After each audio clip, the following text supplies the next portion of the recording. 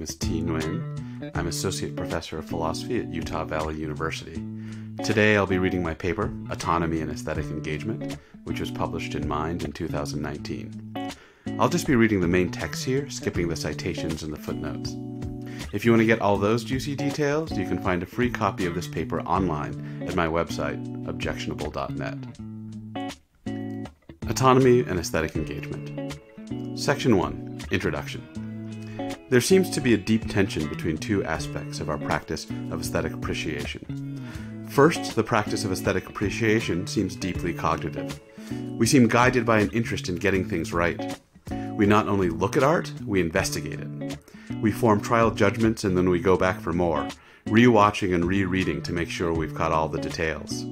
We talk about the reasons for our judgments, point out the details to one another, and argue about what's truly great. The way we go about aesthetic conversations and investigation seems to indicate that our aesthetic judgments are aimed at the truth. At the same time, we seem committed to principles of individuality and autonomy in aesthetic appreciation. For one, we seem to think that in aesthetic appreciation, we must form our judgments for ourselves. There is a striking disanalogy here between the aesthetic and the empirical realms. In empirical matters, we are often willing to defer to the judgments of others, especially when they are experts.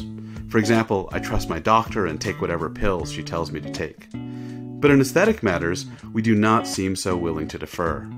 Something seems wrong with acquiring the aesthetic judgment that Thelonious Monk's solo rendition of Smoke Gets in Your Eyes is brilliantly complex strictly through the testimony of a jazz expert. This asymmetry has struck some as quite meaningful. Consider a parallel asymmetry in the moral realm. Sarah McGrath argues that our unwillingness to defer to moral experts presents a significant challenge to moral realism. Suppose I was simply aiming at having correct moral beliefs. In that case, when I had good reason to think that some other person was more reliable than me on some moral issue, then I ought to defer. However, such moral deference strikes us as deeply wrong. It can start to seem then as if we weren't really aiming at correctness at all. The best explanation of this asymmetry, some suggest, is moral expressivism, the view that our moral judgments express our individual commitments or subjective responses, rather than being assertions of objective truths. Notice that these arguments apply just as well to the aesthetic realm. Perhaps, then, our commitment to aesthetic autonomy reveals that aesthetic judgments are simply expressions of our own responses, rather than assertions aimed at capturing objective truths. These strands pull us in different directions. The cognitive aspects of aesthetic life suggest that aesthetic claims are largely objective. Our demand for autonomy suggests that they are largely subjective. This seems puzzling. As Kant put it, if aesthetic judgments are grounded primarily in our own felt responses, then what basis could we have for demanding agreement? One standard response is to commit to some form of subjectivism about aesthetic judgment, and then to offer an alternative explanation for all that seemingly cognitive behavior of arguing, discussing, and investigating. This is, perhaps, Kant's path. Kane Todd has offered such an approach in his modernized take on Kant. Says Todd, aesthetic judgments express our own attitudes rather than being assertions of truth. But we have social reasons to express those attitudes as if we were asserting truths. For example, we might be trying to demand agreement or urging others to share our responses. Approaches like this treat the demand for autonomy as weighing decisively in favor of subjectivism, and then attempt to provide an accommodating explanation for our apparently cognitive behavior. I will attempt to resolve the tension between autonomy and cognitivity in the opposite direction. I will suggest that aesthetic judgments are cognitive, and then offer an accommodating explanation for our requirement for autonomy. In my account, aesthetic judgments can be straightforwardly correct or incorrect, but the reason we seek correct judgment in aesthetic appreciation differs from the reason for which we seek it in ordinary empirical life. In much of practical empirical life, we value having the correct judgments themselves. We engage in the activity of inquiry for the sake of its products. In aesthetic appreciation, on the other hand, we value the activity of forming judgments more than we do getting our judgments right. In this way, the practice of aesthetic appreciation has a motivational structure similar to that of playing a game. In much of gameplay, we aim at winning, but winning isn't the point. Playing is. In much of our aesthetic lives, we aim at correct aesthetic judgments, but actually having them isn't the point. The process of seeking them is. Our dedication to aesthetic autonomy reveals that we value aesthetic engagement over aesthetic conclusions. Section 2. Autonomy and acquaintance. The importance of aesthetic autonomy, however, has been masked in the recent conversation by the dominance of a distinct consideration, that of aesthetic acquaintance. The first task, then, is to distinguish between these two very different demands. The demand for aesthetic acquaintance is the demand that one's aesthetic judgment of an object proceed from one's direct experience of that object. The demand for aesthetic autonomy, on the other hand, is the demand that one come to one's aesthetic conclusions through one's own efforts.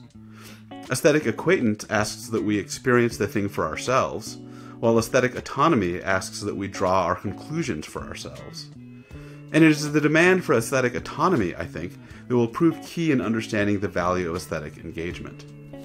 But the demands for autonomy and acquaintance have sometimes been confused. And when they are distinguished, more attention has been paid to the demand for acquaintance. So let's start by getting clearer about these two demands. The demand for autonomy concerns the degree to which aesthetic judgments arise through our own efforts. We can state that demand in the form of a principle. Autonomy principle. One ought to arrive at one's aesthetic judgments through the application of one's own faculties and abilities.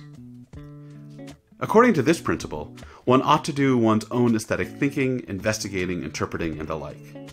One should not outsource aesthetic judgments to, say, the experts, even if they are known to be more reliable. I mean aesthetic judgments here in a broad sense, including both judgments about the presence of a particular aesthetic property in the object, like sensuousness or delicacy, as well as overall evaluative judgments. One should decide for oneself whether Jackson Pollock is empty or profound, whether Thelonious Monk's music is full of bizarre angles or sensuous textures. The second principle is one of acquaintance, which posits a demand for direct experience. Acquaintance principle. One ought to arrive at an aesthetic judgment on the basis of one's own direct experience of the object of judgment. According to this principle, we need to have actually heard John Coltrane's Africa Brass for ourselves, or tasted those lengua tacos for ourselves, in order to render an aesthetic judgment. The acquaintance principle makes demands about our getting the direct aesthetic input for ourselves, while the autonomy principle makes demands about our coming to conclusions for ourselves. These two principles often rear their heads in the discussion of the legitimacy of acquiring aesthetic beliefs via testimony. We seem to have the intuition that we should not acquire aesthetic judgments from bare testimonial reports. This intuition is often taken to support the so-called pessimistic view of aesthetic testimony, that we cannot gain aesthetic belief through testimony. Notice that both the autonomy principle and the acquaintance principle have the resources to explain this intuition. In acquiring an aesthetic judgment from bare testimony, I have both failed to go through the cognitive processes for myself, and failed to directly experience the object of my judgment for myself. The discussion of aesthetic testimony often treats the two principles as competing explanations for the same set of intuitions, and then proceeds to try to figure out which principle offers the better explanation. For example, Hopkins considers the following argument in favor of the acquaintance principle over the autonomy principle. The autonomy principle, he says, licenses too much. It would license acquiring aesthetic judgments through inductive reasoning, so long as that reasoning was performed autonomously. Suppose I have seen 50 pieces of abstract expressionism and find them all pleasingly textured and rich. I have not seen Rothko's No. 6 Rust and Blue, but I form the aesthetic judgment that it, too, is pleasingly textured and rich, based on induction from my observations of other pieces of abstract expressionism. Notice that the cognitive processes involved are all my own. Still, this seems the wrong way to go about making aesthetic judgments. The autonomy principle, says Hopkins, cannot account for what's wrong with aesthetic judgments. Only the acquaintance principle can. It says that I should actually experience No. 61 itself before I render any aesthetic judgments of that work. Reasoning from induction violates that requirement. For reasons like this, the conversation about deference and aesthetic testimony has largely come to revolve around the acquaintance principle. Section 3. The case for autonomy. The acquaintance principle certainly explains what is wrong with making aesthetic judgments from induction in a way that the autonomy principle cannot. But the acquaintance principle by itself cannot explain other parts of the story. Consider the following case. Audio tour. Brandon considers himself to be an art lover. Whenever he goes to a museum, he rents the audio tour and explores the museum at its direction. He looks at the paintings he is told to look at, studies those details which are called to his attention, and always assents to the audio tour's judgment of the quality, importance, and aesthetic properties present based on those details. He never looks for any details that aren't specified by the audio tour, nor does he ever form aesthetic judgments without the explicit guidance and suggestion of an audio tour. But he does make sure to look at each specified painting, and to find and note any specified detail, before allowing himself to accept the suggested judgment. And he only accepts the suggested judgment when he sees the relevant aesthetic properties for himself, after permitting his attention to be entirely directed by the audio tour. Furthermore, he conducts his entire aesthetic life in this manner. He does not use the audio tours as a jumping off point for further exploration, but always seeks expert guidance to direct his engagement with any artwork he encounters. He never attempts to establish his own views when such guidance is unavailable. Brandon's life is missing something important. It might be perfectly fine to begin one's aesthetic education with audio tours, or to use them as a jumping off point for further reflection. But Brandon's use of audio tours isn't just a step along the way. It is the totality and endpoint of his aesthetic activity. His aesthetic life seems to not be fully realized. He lacks independence, we want to say. He does not engage with the artworks in the right way. But notice that only the autonomy principle can explain what's missing from Brandon's aesthetic life. He is certainly acquainted with the aesthetic properties, and his judgments are formed on the basis of direct experience of an aesthetic object and its relevant aesthetic qualities. What's wrong with Brandon's conduct is not a lack of acquaintance. It is that he is aesthetically subservient. He is failing to reach his conclusions through the application of his own faculties and resources. He is letting another direct his attention and suggest interpretations and conclusions. Though he is certainly engaging some of his capacities, such as the ones required to see details and to grasp interpretations, he is not engaging his higher order capacities for aesthetic agency. He isn't choosing which details to attend to. He isn't forming his own interpretations or using them to guide his attention and investigation. He is not entirely lacking in aesthetic autonomy, but he is missing a substantial part of it. The autonomy principle by itself cannot explain what's wrong with induction, and the acquaintance principle by itself cannot explain what's wrong with audio tour Brandon. The best account, then, is not that these two principles are competing explanations of the same phenomenon, but they are both normatively active. Each principle articulates a different demand bearing on our aesthetic judgment. It will be useful to compare audio tour Brandon with something of an opposite case. Independent and inductive. Kate watches a lot of movies and forms strong, personal, carefully thought out reactions to all of them. After she has seen enough movies from a director or production group, she will sometimes begin to also form some inductive judgments. She states these judgments without qualification. For example, she will say that Quentin Tarantino's Hateful Eight is clever, perverse, and postmodern without having seen it herself, based entirely on induction from previous experiences with Quentin Tarantino's movies. She will also say that Justice League is boring, corporate, ponderous, and generally worthless, without having seen it for herself, based on induction from previous experiences with Warner Brothers versions of DC comic book properties. What will we say about audio tour Brandon and inductive Kate? Notice that we might challenge certain of Kate's claims. I would not accept her particular judgment that Justice League was boring or that Hateful Eight was clever, precisely because she lacks direct acquaintance. However, I would also think that, in general, her aesthetic life was going quite well, though I would complain that some of her particular expressions of aesthetic judgments were misleading or unfounded. My reaction to audio tour Brandon is the reverse. I would accept particular aesthetic judgments of his, say that Van Gogh's irises displayed a bold and impactful use of line, which reveals a subtle influence from Hokusai. I might, admittedly, accept those aesthetic judgments with a bit of an eye roll, but I wouldn't throw them out altogether.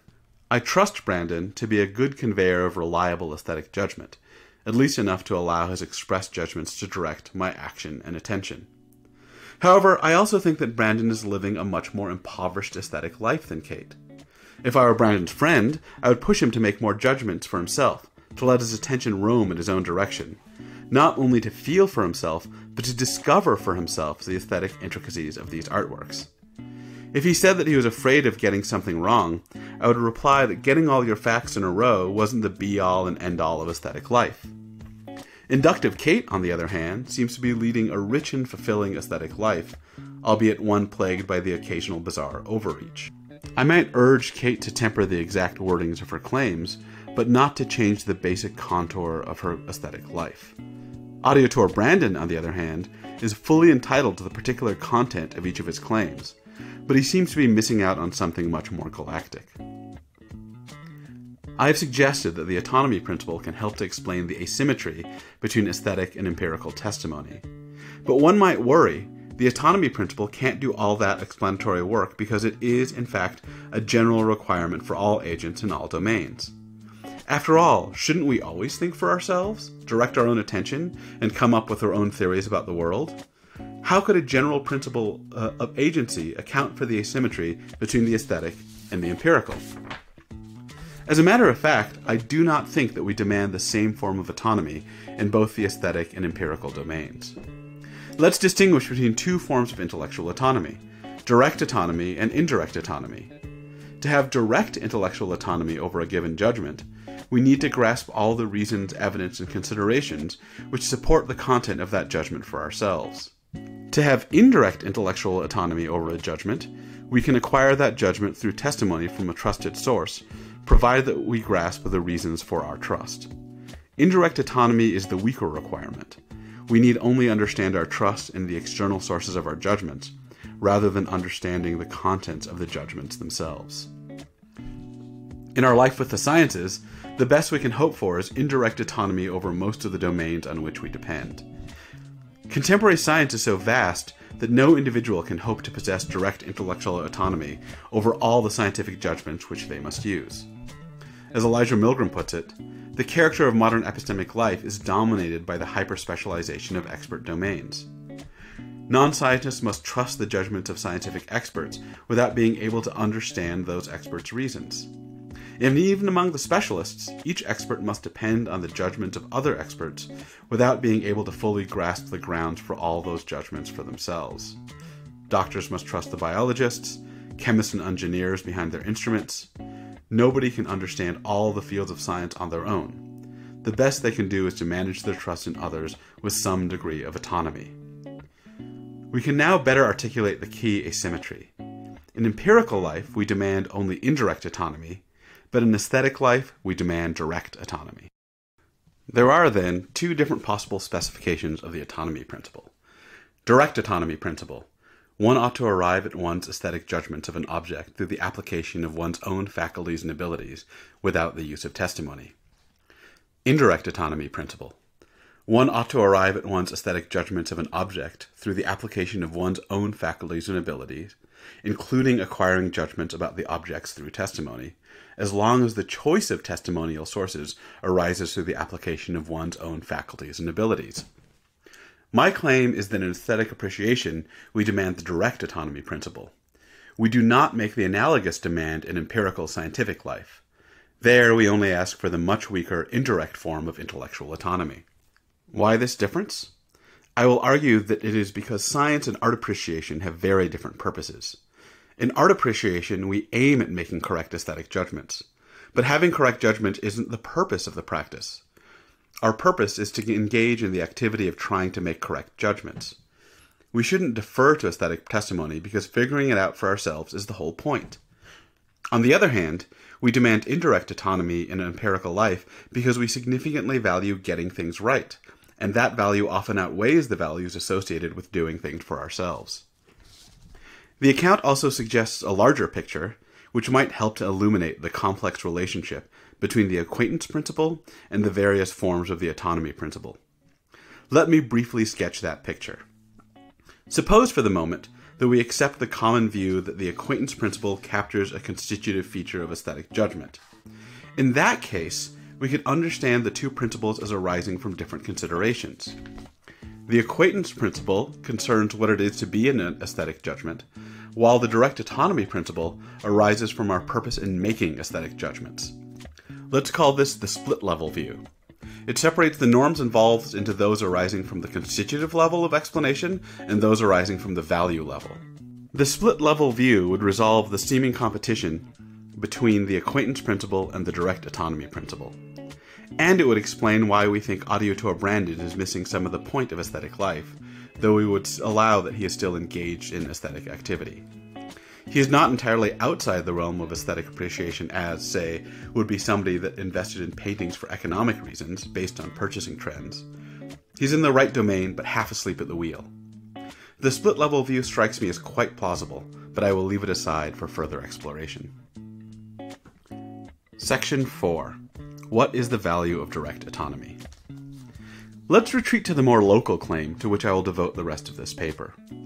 The direct autonomy principle I proposed can be explained by a particular story about the motivational structure of art appreciation.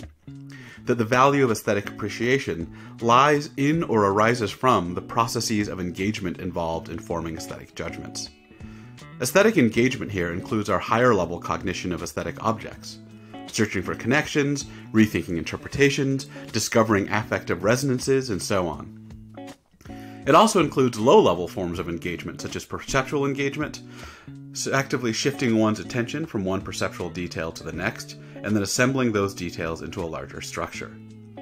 And it includes the way these forms of engagement feed into one another, as my interpretation and effective responses influence where I direct my attention, and vice versa. Aesthetic engagement includes all the perceptual, cognitive, and affective processes we actively deploy on our way to generating an aesthetic judgment. Here is my proposal. We perform the various aesthetic activities of perception and investigation for the sake of our involvement in the activity of seeking correct judgments, rather than for the sake of actually having made correct judgments. In other words, though the aesthetic activity of appreciation usually culminates in the issuance of aesthetic judgments, that activity is not made valuable by the issuance of those judgments or by their correctness. Rather, we aim at making correct judgments for the sake of engaging in the attempt to get them right. Let us call this the engagement account of aesthetic value. The engagement account states that the primary value of the activity of aesthetic appreciation comes from the process of generating judgments and not the end product, the judgments themselves. In some sense, the engagement account is quite intuitive. I listen to music for the sake of the listening itself, and not for the sake of having made correct judgments about the quality of the music. But this simple observation has many philosophical dividends. The account answers our question about the value of direct autonomy. The demand for direct autonomy is important because it encourages aesthetic engagement. Furthermore, the engagement account explains the asymmetry between aesthetic judgment and scientific judgment. The reason we defer to expert testimony in the sciences, but not in aesthetic appreciation, is that getting correct judgments is the primary source of value in the sciences. However, in the practice of aesthetic appreciation, getting correct judgments is less important than the processes we go through in forming those judgments for ourselves. What might the value be in directly autonomous aesthetic engagement? Let's step back a moment and consider our complicated relationship to aesthetic testimony and aesthetic judgment. Audio tours and other forms of critical guidance can play a crucial role in a healthy, well-balanced aesthetic life. There are many felicitous uses of aesthetic testimony, and many contexts where we happily relax our demand for aesthetic autonomy. The problem for Brandon is not in his use of the audio tour, but in his disinclination to move past it. Much, then, seems to depend on how exactly the aesthetic appreciator uses aesthetic testimony. Is their use open-ended or closed-ended? Some ways of using aesthetic testimony seem to quickly terminate one's aesthetic engagement. For example, when two friends are involved in an aesthetic dispute, it seems wrong simply to turn to some expert to settle the matter. Suppose we were to disagree about the aesthetic value of Satoshi Kon's psychedelic anime Paprika, and I tried to settle it once and for all by consulting the review aggregation site Rotten Tomatoes and pointing out that 83% of critics had rendered a positive judgment. The way I'm using aesthetic testimony here skims off a supposedly authoritative overall evaluation of the film, while leaving me out of touch with the particular reasons for that evaluation. This relationship to testimony cuts me off from the specific attention-guiding features of critical discussion. It terminates my engagement with the aesthetic details. If, on the other hand, I reacted to our dispute by reading essays from sensitive film critics, rewatching the movie while attending to the features those critics pointed out, and then using what I learned in further engagements with film, then my use of testimony seems unproblematic. That is the engagement-encouraging use of aesthetic testimony. A problem with Audiotour Brandon is not simply that he lets his attention be directed by an authoritative source. Rather, it is that he terminates his engagement there, rather than using those authoritative directions as springboards to further engagement. But the problem here isn't simply about how deference can limit the quantity of engagement available to the guided appreciator. Fully autonomous engagement seems qualitatively better. A crucial part of the activity of aesthetic appreciation lies not only in the content and order of attention, but in the fact that the appreciator actively chooses where to direct their attention. An autonomous appreciator is an agent with respect to their attention. And that agency helps to cultivate a different kind of attention and a different mental relationship with the object of their attention. That is, in a very intuitive sense, what it means to be truly engaged. One analyzes the input and decides which features to attend to next, which possibilities to explore. One inhabits one's investigations more fully when one has to guide them from moment to moment. There is a useful parallel in Mill's discussion of the value of free speech. Mill thought that one needs constantly to defend one's beliefs in order to keep them alive. Without the pressure to actively rethink, reconsider, and reformulate, one's beliefs would fall into habit and routine. They would transition from live beliefs into mere words, the shell and husk only. Beliefs need to be constantly defended through a process of analysis and inquiry to maintain, quote, a livelier feeling of the meaning of their creed, end quote. Aesthetic engagement strikes me as playing a similar role. Active engagement keeps one's aesthetic judgments alive in one's mind. Notice that a valuable engagement can arise in the process of rendering either a positive or negative judgment. It can be a valuable form of engagement to critically analyze a movie and to come, after significant consideration, to realize that it is hollow and manipulative. The engagement account, then, is quite distinct from those views on which the value of aesthetic appreciation is to be found exclusively in positive aesthetic judgments, or the experience of valuable aesthetic properties. Such accounts restrict the value of aesthetic appreciation to making correct judgments of aesthetically good objects. The engagement account, I think, better captures the varied paths to aesthetic value. For example, I used to have a very uncritical relationship with food. I ate TV dinners and fast food. I liked food that was crunchy and salty, and that was the end of the matter. Then I took a trip with a more culinarily cosmopolitan friend and became exposed to more subtle, complex, and interesting food. My sensibilities developed and my tastes transformed. When I returned to my small town, with its limited repertoire of fast food joints and frozen food, those samey burgers and fish sticks had lost their appeal. After that, I had to travel a long way to find any culinary satisfaction. As a result of my culinary awakening, I found myself making far fewer positive aesthetic judgments. If the quality of my aesthetic life was dependent simply on the number of positive aesthetic judgments I made, then my aesthetic life would simply have got worse. But this seems like the wrong way to think about the story. I'd learned something, and my aesthetic life had got better in some important ways, even if that didn't have a clear cash value in terms of an increased quantity of positive aesthetic judgments. A proponent of such a positive account of value could try to respond by saying that the value of greater understanding lay in my clearing the ground of the crud and making room for better pleasures. But notice that I only get that payoff if I have adequate access to better quality aesthetic objects, which isn't the case in my food story. Consider instead what the engagement account has to say about this sort of life arc. The engagement account is free to distribute the value through all sorts of activities involved with generating judgments. Rendering a negative judgment of an object through sensitive engagement with its particularities can, in and of itself, be a valuable activity. Of course, a life full of only negative judgments of boring objects would be lacking many distinctive kinds of aesthetic value. It would lack, for example, the values associated with having deep and lasting engagement with complex and subtle works. But coming to have negative judgments through an engaged process is certainly part of the value story. This line of thinking opens the door to all sorts of other possibilities. For example, we might have thought that we had long conversations about art in order to get the right judgments. The engagement account suggests, instead, that we might be pursuing correct judgments so that we can have all those lovely, careful conversations. Section 5. Correctness and engagement. How then are we to square an engagement-centric picture of value with the apparent drive for aesthetic correctness? I mean correctness here in several senses. We want to attribute the right aesthetic properties to the work. We want to have the correct overall judgments of the aesthetic quality and worth of a work. And we want those judgments and attributions to be responsive to genuine details in the work. And, as Fabian Dorsch points out, we expect our aesthetic interlocutors to be able to provide reasons for their aesthetic judgments, to defend their claims and point out supporting details, or we lose respect for them.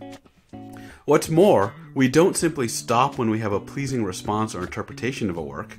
We push on to make sure that our response is sensitive to the complex actuality of the work. Without that drive to correctness, we would be tempted to stop thinking about the work as soon as we were pleased by it. We would not have any reason to push on, since we might end up discovering some subtle flaw that shattered our enjoyment. One might then be tempted to reason in the following way. Since my actions are oriented towards the goal of correctness, the purpose of the practice of aesthetic judgment must itself be correctness. But I do not think that this is right.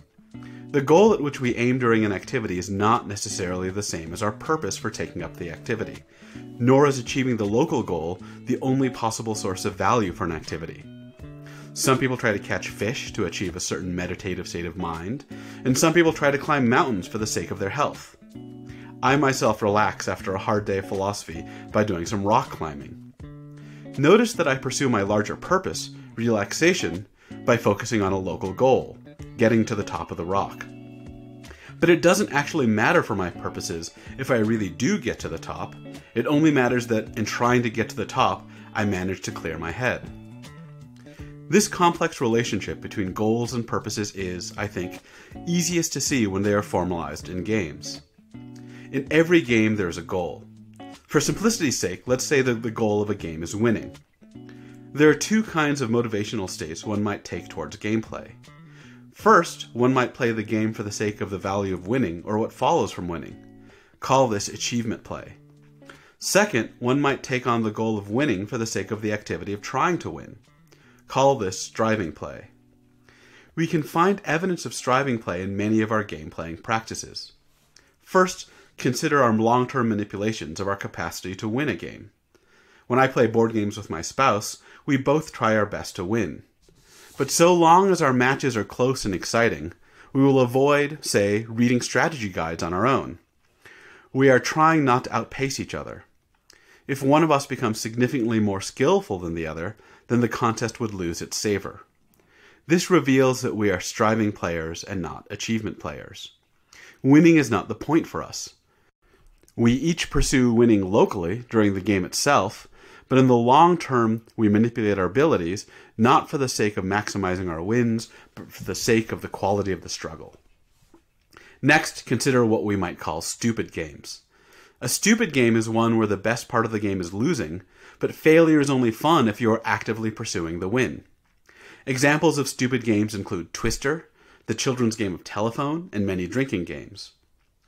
With stupid games, we must aim at success, but what we actually want is to fail in the attempt. In stupid games, our goal and our purpose clearly come apart. If we can play stupid games, then striving play must be possible. Striving play contains a motivational inversion. In normal, practical life, one takes the means for the sake of the ends. In striving play, one selects the ends for the sake of the means it puts one through. It is simple, then, to square the engagement account with the apparent goal of correctness. We need only allow that aesthetic appreciation is a striving activity. In aesthetic appreciation, we aim at correctness, but correctness is not the purpose. It is only the right goal to adopt in order to become engaged in a desirable form of activity. I am not claiming that the practice of aesthetic appreciation is a game, but I am claiming that it has a similarly inverted motivational structure. Importantly, this does not commit me to the view that aesthetic engagement is intrinsically valuable. Let's return to games for the moment. The distinction between striving play and achievement play is not the same as the distinction between intrinsic and extrinsic value. The intrinsic-extrinsic value distinction concerns whether something is valuable in itself or whether it is valuable as a means to an end. The striving achievement play distinction, on the other hand, concerns where that value adheres. It is possible to be an intrinsic achievement player and play for the value of the win itself, or to be an extrinsic achievement player and play for the value of what follows from the win, like money or honor. Similarly, it is possible to be an intrinsic striving player and play for the intrinsic value of the striving itself, or an extrinsic striving player and play for the value of what follows from striving, as I might if, say, I ran marathons for my health. Thus, in claiming that aesthetic appreciation is a striving activity, I am only claiming that the value adheres to the activity of appreciation rather than to the ends of that activity. I leave open the question of whether that activity is intrinsically or extrinsically valuable. Certainly, one could think that the activity is valuable in itself. However, the engagement account is also compatible with views that attribute extrinsic value to aesthetic engagement. Consider, for example, the lingering effect of aesthetic experiences. For example, the fact that, after a day of looking at paintings in museums, one's experiences of the rest of the world is enhanced. The pursuit of that positive after effect still counts as a striving activity, so long as it is the process of engagement that creates the lingering after effect. I have reason to judge for myself, rather than deferring to others, since it is the act of judging for myself that leads to the extrinsically valuable consequence. Of course, this invites a further question. Why is the pursuit of aesthetic correctness a valuable activity? One might think that aesthetic engagement might be improved if it were freed from the burden of correctness. Why not just let our imagination run free and ascribe to the world whatever aesthetic properties and make whatever aesthetic judgments we wished? The analogy with games is particularly useful here. In Bernard Suits' account of games, to play a game is to take on the pursuit of some goal, along with some unnecessary restrictions and obstacles on achieving that goal, for the sake of the activity they make possible. The goal of games aren't usually valuable in themselves. The nature of a game's goal can usually be best explained in terms of the nature of the activity it inspires. In basketball, there's no special value in getting this ball through the hoop in and of itself. We want to get the ball through the hoop while facing opponents and obeying the dribbling constraint because we want to engage in the activity of dodging, jumping, and shooting. We want to get to the top of this cliff by going the hard way, up the steep face using only our hands and feet, because we want to engage in the particular activity of rock climbing. We want to be forced to coordinate delicate balance and powerful, graceful, precise movement in a unified effort to surmount the challenges of the rock. Notice the relationship here between the activity, the goal, and the rules. In free climbing, the climber must ascend only by using their hands and feet, applied only to the rock itself. They are not allowed to pull on the rope or the various pieces of gear attached to the rock. The rope is only there as a safety measure. Some novice climbers complain about these strange restrictions. The requirement to ascend by using only the rock strikes them as annoyingly arbitrary. Why submit to these restrictions when one could just swing around on the rope as one pleases? Experienced climbers, however, understand the purpose of these restrictions. When you are allowed to ascend by pulling on the rope and the gear, then you end up repeating the same sorts of movements on any sort of rock. The requirement to ascend only using features of the rock itself forces the climber to attend to the distinctive details of each different rock face. It forces the climber to invent new and creative solutions in response to the widely varying details of the rock. We can offer a similar explanation for our practice of aesthetic appreciation. As with rock climbing, aesthetic appreciation is a practice which involves pursuing a goal inside certain restrictions. We are to try to arrive at correct aesthetic judgments through the use of our own faculties without deferring to others. As with climbing, the goal and the restrictions can be explained in terms of the form of activity they inspire. The aim of getting correct aesthetic judgments via our own faculties and abilities drives us toward a very particular sort of activity, one that is oriented around sensitivity, refinement, care, and responsiveness to detail.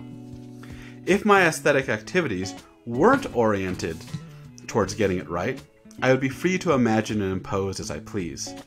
I would have no motivation to stick to the details of the object, and thus no reason to study that object with care. Such free-form activity is likely to satisfy one set of interests, say in having imaginative freedom, unfettered creativity, and the like. But we bring to bear an entirely different set of capacities when we aim at correct aesthetic judgment. In aesthetic appreciation, we engage in perception and cognition under the requirement of loyalty to the details of external objects in all their peculiar differentness. The best explanation of our demand for direct autonomy in aesthetic appreciation, then, is that we value the specific form of activity involved in pursuing correct aesthetic judgment. We value the process of hunting for subtle details that we missed the first time around, or struggling to create interpretations that fit with the rich actuality of the world. The parallel with games is, I think, particularly useful in thinking about why we avoid deferring to aesthetic testimony and aesthetic experts. As Suits points out, gameplay is, by its very nature, essentially inefficient with respect to its in-game goals. We aim at the end of crossing the finish line of the marathon, with the restrictions of not taking a taxi or riding a bicycle, in order to engage in the activity of running. Aesthetic appreciation is, in a similar way, inefficient in its pursuit of correctness.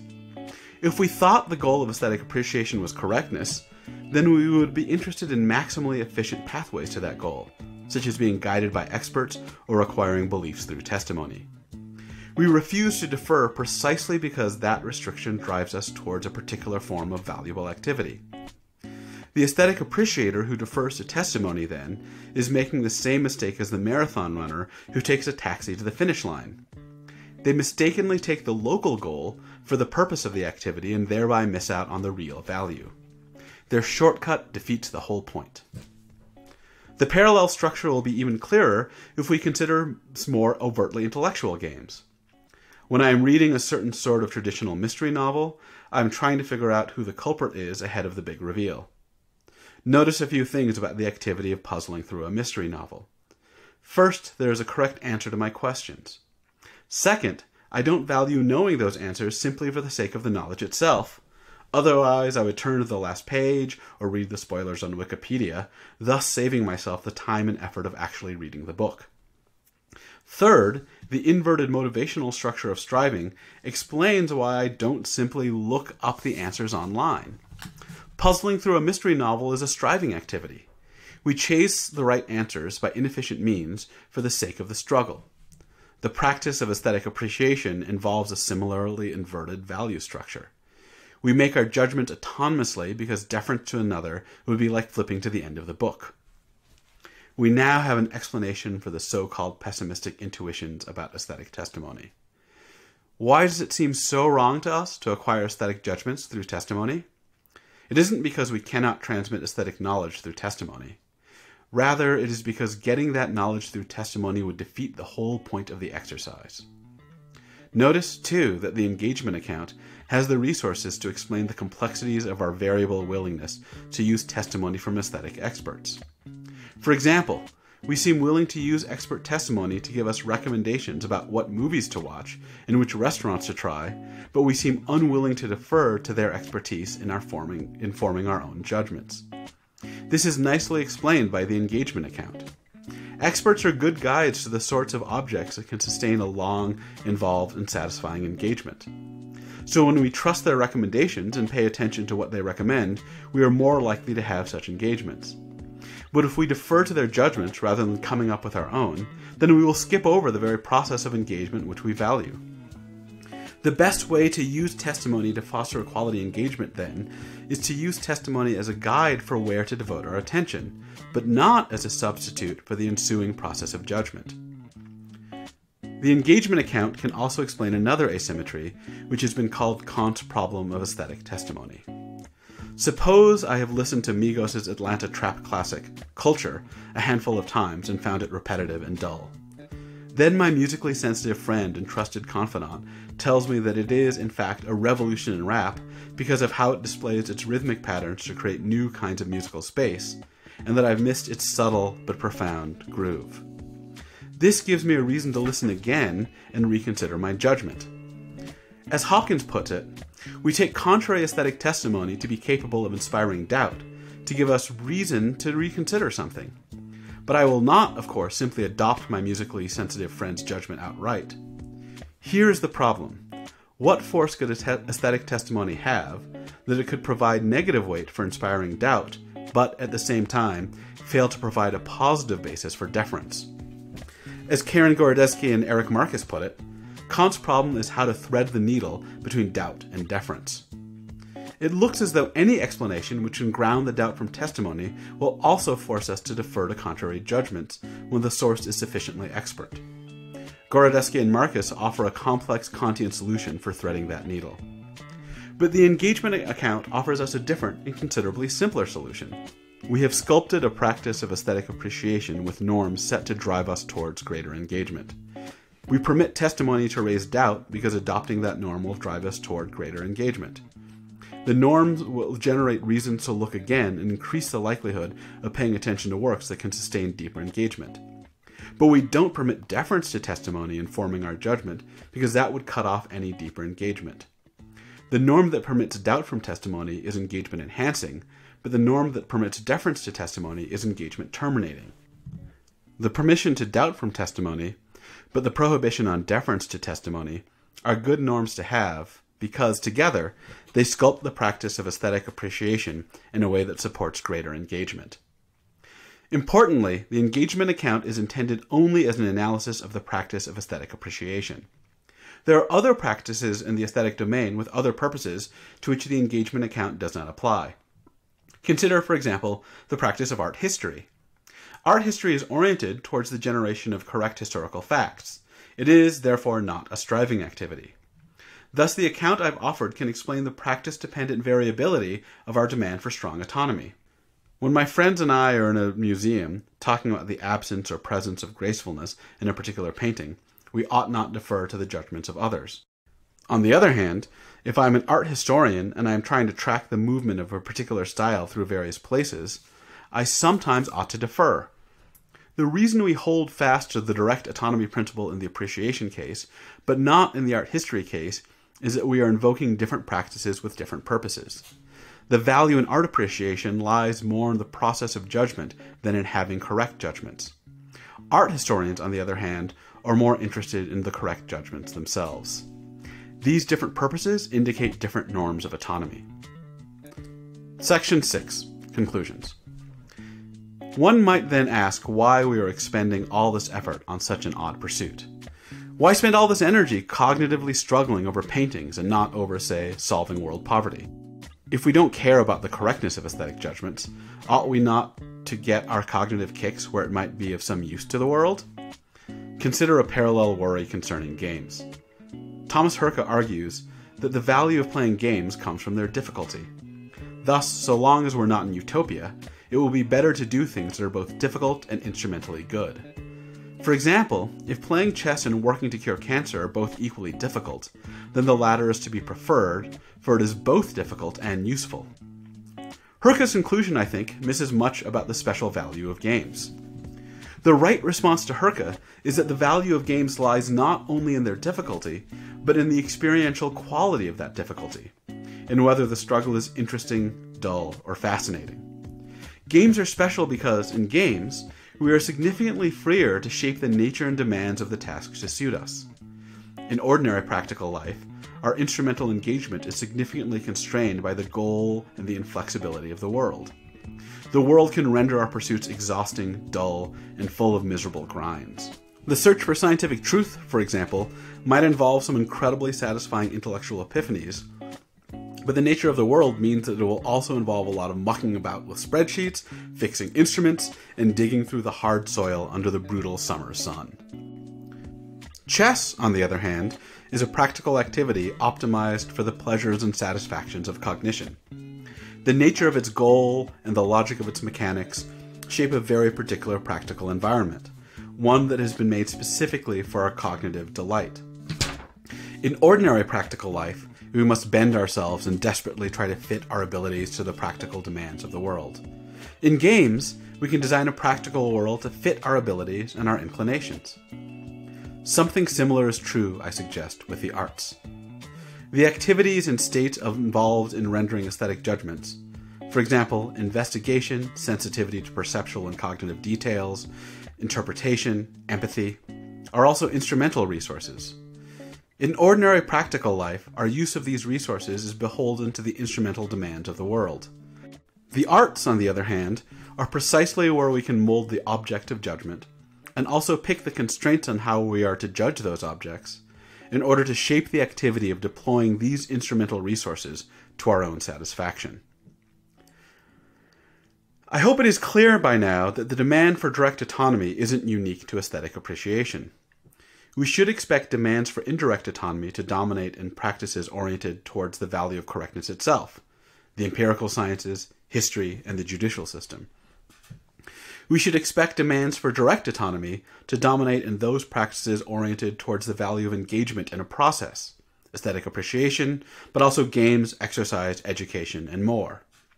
We should expect to find a demand for direct autonomy for any activity with the motivational structure of striving rather than of achievement. Much of the discussion of the asymmetry between empirical judgment and aesthetic judgment has presumed that our peculiar attitude towards aesthetic testimony arises from features unique to the aesthetic domain. Instead, my account suggests that it is a general feature of striving activities.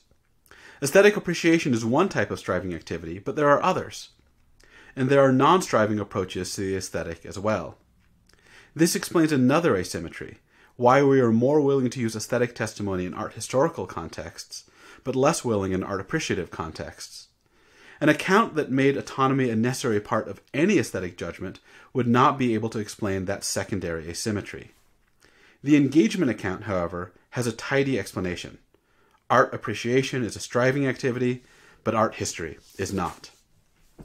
The engagement account might also explain a crucial and underexplored aspect of our relationship with art and the aesthetic. We seek to understand works, but we are disappointed when we reach that understanding too quickly. We wish to understand artworks, but when the artworks are too easily understood, we judge them poorly. We call them shallow or thin. By many accounts, the greatest works are the ones that are the most endlessly accommodating of interpretation and inquiry. I love the poet Tu Fu precisely because I try to understand him and never get to the end. Every time I reread a verse, I find some new subtlety or connection. The engagement account explains this. Correct aesthetic judgment is the goal, but not the purpose. Thus we are disappointed when our fascinating journey is cut off by our too quick arrival at the apparent destination. At the same time, we cannot undermine the sincerity of our attempts at correctness to forestall such a finish, for that would undermine our absorption in the investigative attempt. We want objects which we can sincerely try to understand thoroughly, but which endlessly defy a complete understanding. We want subtlety, depth, and mystery. But the engagement account also helps to explain why most beloved artworks are, typically, not purely ambiguous. For a blank or impossibly cryptic work, the process of trying to understand cannot even get off the ground. What we seem to desire is something balanced on the razor's edge between incomprehensible and shallow, something which presents the possibility of understanding as an apparent but ever-elusive target. If we simply valued having correct judgments, we should seek easy-to-understand works. If we valued having correct but difficult judgments, we should seek works that were difficult to understand, but which came with assurances the task of comprehension would eventually terminate. Instead, we seem to have the greatest esteem for those works that never admit of a completed and finalized set of judgments. We cherish a sort of aesthetic bottomlessness. Our love of this tempting but ever-retreating target is best explained by attributing to us a value for the pursuit, but not the having, of correct aesthetic judgments. And here I think we can find a hint about the difference between moral autonomy and aesthetic autonomy. The demands of moral autonomy may forbid us from simply deferring outright. But moral autonomy is usually taken to be compatible with a relatively high degree of guidance, especially for the sake of correctness. In the practice of aesthetic appreciation, on the other hand, we are more suspicious of thoroughgoing guidance and place a relatively higher importance on self-direction over correctness. Imagine how we would feel if the field of philosophical ethics, after millennia of work, finally came to an agreement about the right ethical theory, and produced a text with careful and convincing arguments that cleared up the major moral dilemmas and settled the major questions. I think we might feel rather relieved. We might even feel that philosophy had partially redeemed itself. I would certainly wish to read it to judge its arguments for myself, and I would be happy if I were to be convinced and all my moral worries settled once and for all. And I would wish to teach this book to my undergraduates. I would certainly want them to read the arguments and consider them for themselves, to be convinced through their own process of reasoning. But the availability of convincing, conclusive arguments would be a good thing. How would we feel, on the other hand, if the world of literary scholarship came out with a conclusive analysis of Joyce's Ulysses, which settled every debate, answered every question, and disambiguated every term in convincing and comprehensible arguments? I think I would feel rather sad that the world of the arts had been substantially diminished, and I, for one, would not wish to read it. We pursue moral judgments with the hope of getting it right, but we pursue aesthetic judgments for the sake of the activity of engagement. Thanks for listening.